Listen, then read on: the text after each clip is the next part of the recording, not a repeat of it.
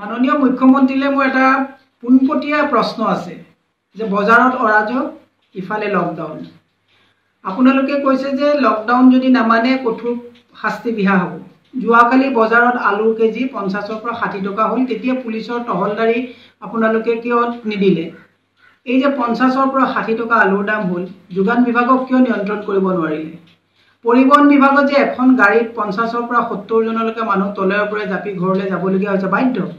পৰিবহন বিভাগক কিয় নিয়ন্ত্ৰণ কৰিব পৰা নাই আপোনালোকে নিজৰ বিভাগবিলাক ফেইল হৈছে বিভাগবিলাক আপোনালোকে নিয়ন্ত্ৰণ কৰিব পৰা নাই ৰাজ্যক কিন্তু আপোনালোকে আৰক্ষী প্ৰশাসন লগাই পেলাই কৈছে লকডাউন যদি নামানে তেতিয়ালে কঠোৰ শাস্তি বিহা হ'ব ডেফিনেটলি সৰকাৰ এখনে যেতিয়া কয় আমি সহযোগ কৰিছো আপোনালোকে যেতিয়া আমাক লকডাউন দিছে তেতিয়া আমি লকডাউন মানি চলিছো কিন্তু আপোনালোকে লকডাউন মানি চলাৰ সমান্তৰালভাৱে হুৰমুৰকৈ দুটা দিন মাজত হাতত দি পেলাই ৭০০০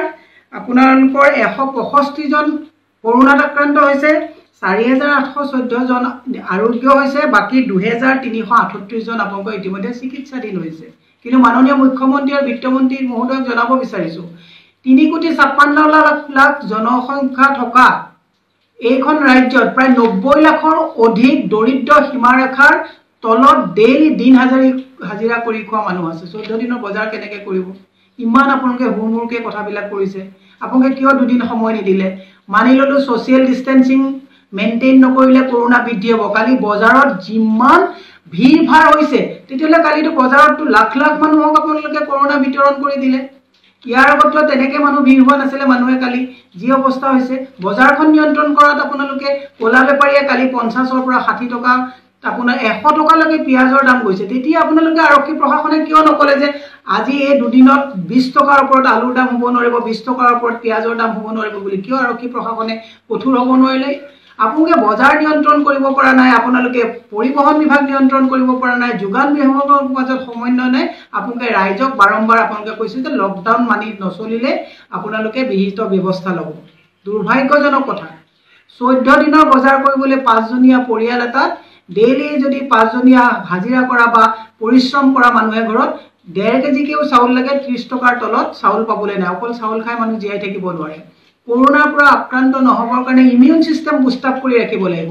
ইমিউন সিস্টেমটো ঠিক কৰি ৰাখিবলৈ হলে ঘৰত আৰ্থিক দৈন্যতাৰ পৰা মানুহজনক ৰিলেক্স কৰি ৰাখিব লাগিব এতিয়া মানুহৰ এনেকুৱা এটা পজিশন হৈছে মানুহে ইমান আৰ্থিক দৈন্যতাত বজাৰত 5 টকা বাকি নাপায় বজাৰত 5 টকা আজি তাৰিখত ধাৰলৈ নাপায় এই মানুহবিলাকে কাম নকৰিলে ৰাতিলে বজাৰ নাহে 14 দিনৰ বজাৰ কেনেকৈ মজুত কৰি ৰাখিব ইয়াৰ আগত আপোনালোকে ৰিলিফ দিয়া ক্ষেত্ৰত ৰিলিফৰ বিতৰণৰ ক্ষেত্ৰত কিমান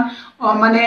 খেলি মেলি হৈছে আপোনালোকে নিজে জানে গতিকে এই কথাবিলাক চিন্তা নকৰাকে আপোনালোকে হুৰমুৰকৈ ৰাইজক বাৰে বাৰে আমি সকলোৰে আনন্দ সৰ্বানন্দ আপোনাক সেই কাৰণে আমি পঠাইছিলো নেকি যে আপোনালোকৰ কথা নামানিলে জেলত ভৰাব আপোনালোকৰ কথা নকলে আৰক্ষী লগাই পিটিব আপোনালোকে সব মানে আপোনালোকৰ কথা নামানিলে আৰক্ষীক ফুল পাৱাৰ দি দিছে যে ৰাস্তাত ধৰি ধৰি পিটিবা কিয় আৰক্ষীক আপোনালোকে কালি বজাৰত দাম নিয়ন্ত্ৰণৰ ক্ষেত্ৰত নিয়োগ কৰিব নোৱাৰিলে এই কথাবিলাক চিন্তা কৰিব জিত পিছত পূৰণ কৰিব শেষত মই বিত্তমন্ত্ৰী মহোদয়লৈ এটা কথা জনাব বিচাৰিছো কৰোনা এটা যেহেতুকে আপোনালোকে বিজ্ঞানসন্মতভাৱে যুঁজিবলৈ কৈছে আপোনাৰ ভাতৃ জয়ন্ত বিশ্ব শৰ্মা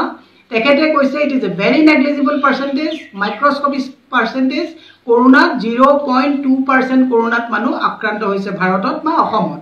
আৰু তেওঁ কৈছে যে ম্যাক্সিমাম পজিটিভ কেছ ফলছ পজিটিভ কেছ আহিছে আপোনালোকে কথাবিলাক ক্লিয়াৰ কৰক আমি আপোনালোকতকৈ কিন্তু জয়ন্ত বিশ্ব শৰ্মাৰ কথা বেছি আমি মানি লৈছো কাৰণ তেখেত এজন চিকিৎসক তেখেতে লেবৰেটৰীৰ লগত লাগি থকা মানুহ গতিকে তেওঁ কথাটো জানে গতিকে দুটা বস্তু আপোনালোকে তেনেকৈ এৰি দিলে নহ'ব তেখেতে যদি কৈছে তেতিয়াহ'লে এই কথাটো ক্লিয়াৰ কৰক আমি তেখেতক বিশ্বাস কৰিছো আৰু হয়ও আমি মানে এই কথাবিলাক আপোনালোকে ক্লিয়াৰ কৰিব লাগিব গতিকে মই মাননীয় মুখ্যমন্ত্ৰী ডাঙৰীয়ালৈ কৈছো জিতবাদ পিছত কৰিব ৰাজনীতি আমি পিছত কৰিম কৰোনাত ৭০০০ মানুহ আক্ৰান্ত হৈছে কৰোনাত মৃত্যু কিমান হৈছে সংখ্যা আপোনালোকে নিজেই জানে কিন্তু খাবলৈ নাপায় অনাহাৰত ইমিউন সিস্টেম ডাউন হৈ পেলাই এতিয়া মানুহক কিন্তু আপোনালোকে এনেকুৱা পৰ্যায়লৈ লৈ যাব এতিয়া কৰোনাত নহয় খাবলৈ নাপায় আৰ্থিক দৈন্যতাত মানুহ কিমান মৰিব এই কথাটো কিন্তু আপোনালোকে ভবা নাই প্ৰত্যেকটো বিজনেছ মই গেলামালৰ দোকানখিনিৰ বাদে বাকি এনেকুৱা এটা বিজনেছ নাই যেটো বিজনেছ কুঙা হৈ যোৱা নাই আপুনি জিএছ ৰোডৰ পৰা আৰম্ভ কৰি একদম খদিয়ালৈকে যাওক প্ৰত্যেকটো বিজনেছ বিধ্বস্ত হৈ গৈছে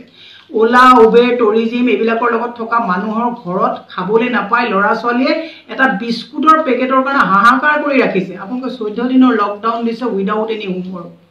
আপোনালোকে কোনো প্ৰিপাৰেশ্যন নোহোৱাকৈ পটককৈ কথা এটা কৈ দিয়ে আপোনালোকৰ ঘৰত টকা পইচা আছে কাৰণে আপোনালোকে বেলেগজনৰ কথা চিন্তা কৰিব পৰা নাই আপোনালোকৰ ওচৰত দৰিদ্ৰ মানুহসকলৰ ৰিচ নাই কিন্তু আমি ঘূৰি ফুৰো গম পাওঁ এটা বিস্কুটৰ পেকেট দিলে 5টা ল'ৰা ছোৱালীয়ে 12খন বিস্কুট থকা এটা পেকেটক লৈ কি হাহাকাৰ কৰে সেই কথাবিলাক আমি হৃদয়ঙ্গম কৰিছোঁ তো হুমুৰ পিছত কৰিব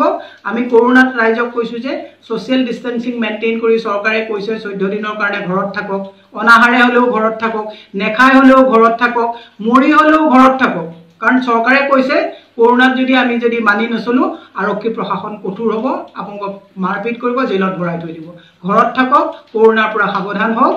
খালেও নেখালেও একো কথা নকব কাৰণ আমি ব্ৰিটিছৰ লগত থকা নিচিনা হৈছে এতিয়া আমাক শাসন কৰিবৰ কাৰণে চৰকাৰ এখন দিস্পৰত আছে আমাৰ কল্যাণৰ কাৰণে চিন্তা কৰা চৰকাৰ দিস্পৰত নাই শাসন কৰিবৰ কাৰণে সকলোৰে আনন্দ সৰ্বানন্দ সোণোৱাল দিস্পৰত বহি আছে ধন্যবাদ শাসনেই কৰক